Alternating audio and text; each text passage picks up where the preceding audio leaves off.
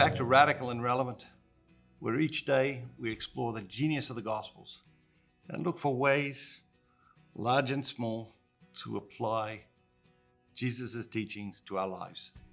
Today's reading is from the Gospel of Luke, chapter 12, 13 through 21. One of the multitude said to Jesus, "Teacher, bid my brother divide the inheritance with me." But he said to him, "Man, who made me a judge or divider over you?" And he said to them, "Take heed and beware of all covetousness. For a man's life does not consist in the abundance of his possessions." And he told them a parable, saying, "The land of a rich man brought forth plentifully. And he thought to himself, 'What shall I do? For I have nowhere to store my crops.' And he said, 'I will do this.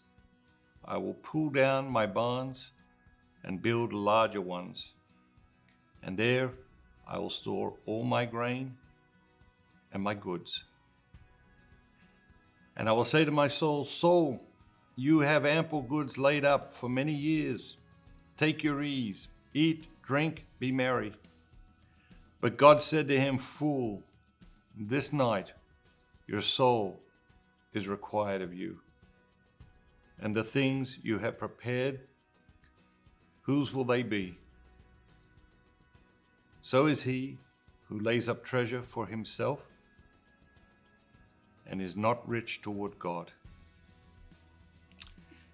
What jumps out at you today? Remember, I was looking for a word, a phrase, or an idea to connect the gospel of the day with our day. A couple of things jump out at me. One was the word covetousness. Jesus said, "Take heed and beware of all covetousness." You know, we see this in Genesis. The woman sees the fruit. That's the first thing that happens. She sees the fruit and she desires the fruit. She covets the fruit. What happens is that we see and then we covet.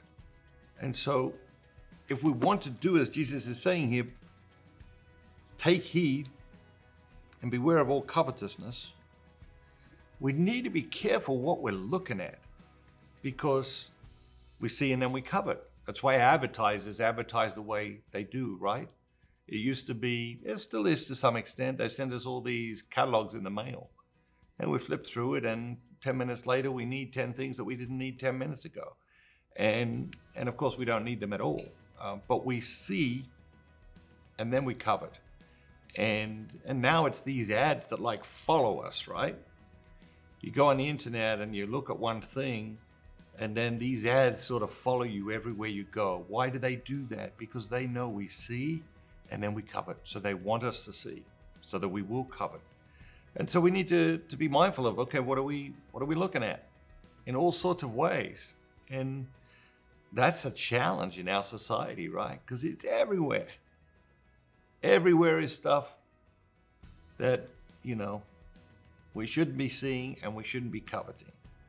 And so that jumped out at me, that word covetousness jumped out at me today. And then the last phrase really struck me as well. Jesus says, the first part of the last sentence is, "So is he who lays up a treasure for himself and is not rich toward God." It's a beautiful phrase, rich toward God. And are we being rich toward God? Let's go out, an amazing day, and be rich toward God. And remember, be bold, be Catholic.